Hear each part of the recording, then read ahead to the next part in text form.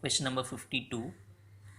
A rod of length 1.2 meter moves with its ends always touching the coordinate axis. The locus of a point P on the rod, which is 0.3 meter from the end in contact with x-axis, is an ellipse. Find the eccentricity. You just go through the question once again. I'll tell the meaning through the diagram. You just imagine that this, can you see AB? AB is nothing but a rod. A rod is like this. It slides, it moves such that the end always touching the axis. This end always touches y axis. This end always touches x axis. So it moves like that. What they have given is the locus of a point P. This is the point P on the rod, which is 0.3 meter from the end. Actually, this is the end. From the end, at a distance of 0.3 meter, the point P lies. Understand, observe properly. The locus of a point P on the rod, point P is on the rod, where it is, which is 0.3 meter from the end. From the end, the distance of the point P is 0.3 meter. In contact with x-axis is an ellipse. So what happens when the rod slides? When the rod slowly it moves like this, it slides. So this point P will take a different position at different seconds, right? The point P, suppose if the rod slides down, this point P may go here, or even it may go here, such that it moves. That is what the word locus comes. The locus of this point P is nothing but an ellipse. They have given the locus is an ellipse. What is meant by locus? The point P moves. Wherever it moves, if you just connect all those things, the diagram will be an ellipse. That is what they are telling. The locus is an ellipse. Again I repeat, this is a rod. It slides down. Always the ends touches the coordinate axis. What we are doing, we have taken a point P which is at 0.3 meter from the bottom, and the locus of this point P is an ellipse. We need to find that eccentricity of that ellipse. That is the question. So now what we are doing is, in this diagram we are doing some construction here. That is, from the point P we are drawing one perpendicular to y axis. Also we draw another perpendicular to x axis, naming it as D and E. So PD is a perpendicular that we are drawing. PE is a perpendicular that we are drawing to x axis. And what we are going to take is, we will take this distance O to E. O is nothing but origin. O to E, we have taken that as x1. Since this is x1, this is also x1. Since they are same distance, this is x1, that is also x1. And we are also taking OD, this y distance, as y1. Similarly, this will also be y1. Since this is y1, this is also y1. This is x1, this is also x1. I hope you will understand. From this diagram, now we are taking triangle ADP. Now see this upper triangle ADP, which is nothing but the upper triangle. From this upper triangle, I am calculating cos theta. You know very well.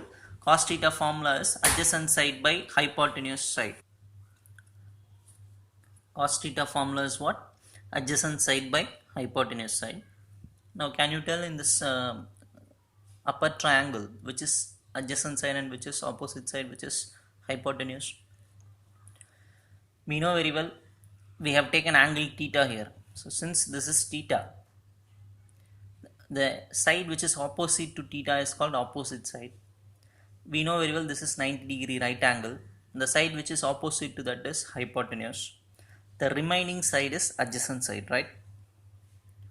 Again I repeat, cos theta means formula is adjacent side by hypotenuse side. In this triangle, the adjacent side is nothing but dp, whose length is x1. That is what is written here, x1. Hypotenuse is nothing but a side which is opposite to 90 degree. So that is 0.9. How it is 0.9? The total length of the rod is 1.2 meter, out of which you subtract this 0.3, the remaining part of the rod whose length is given by 0.9 meter. So that is what is written here, x1 by 0.9. Which triangle we have taken now? The upper triangle ADP. Next what I am going to do is, I am going to take another triangle which is present here, that is PEB, the lower triangle. What is the name? PEB. In triangle PEB, in the upper triangle I have calculated cos theta, right? Now I am going to calculate value of sin theta in the lower triangle. What is the formula for sin theta? Opposite side by hypotenuse side, right? Okay. Now I think you will understand which is opposite side and which is hypotenuse side. Which is our opposite side here? Y1. So y1 by hypotenuse side is nothing but the side opposite to right angle, that is 0.3. So concept is simple. From the upper triangle we are calculating cos theta. From the lower triangle we are calculating sin theta. And we are going to take the help of a trigonometry here. We know that cos square theta plus sin square theta is equal to 1, right? And we have cos theta value and also we are having sin theta value in our hands. So using these two in this relation, cos square theta is present here. What is the value of cos theta? x1 by 0.9. Cos square means what should I write? x1 square by 0.9. If I square that, the answer is 0.81. Similarly, square the sin theta also. y1 square by 0.3 whole square is 0.09 equal to 1. Now by seeing this equation itself, you can easily say it is nothing but an ellipse, because it is like standard form of ellipse. X square by a square plus y square by b square is equal to 1.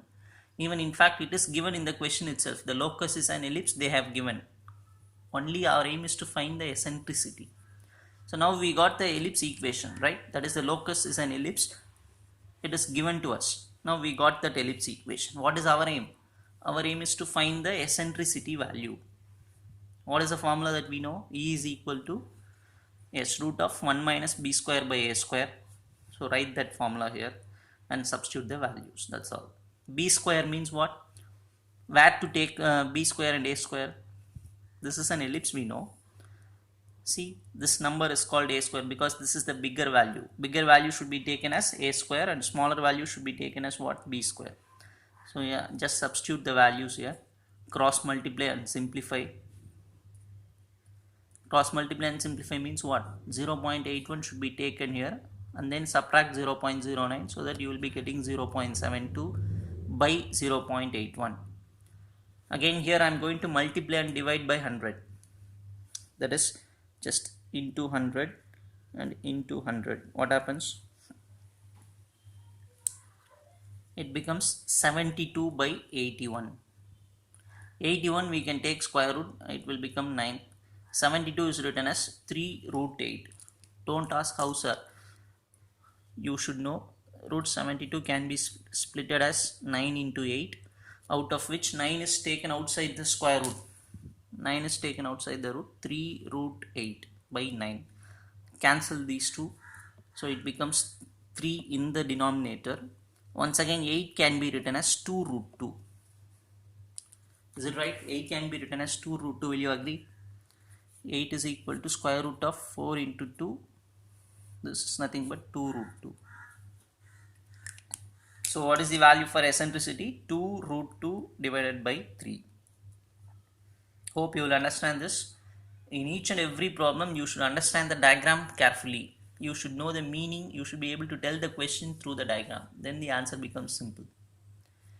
Two things. Calculating cos theta from upper triangle, sin theta from lower triangle, using trigonometric formula, getting the equation of ellipse. From ellipse write a square and b square. Use eccentricity formula and calculate it. That's all. I think the outline concept, if you know, you can easily do the problem. Thank you, children. We will see the next sum in the next video.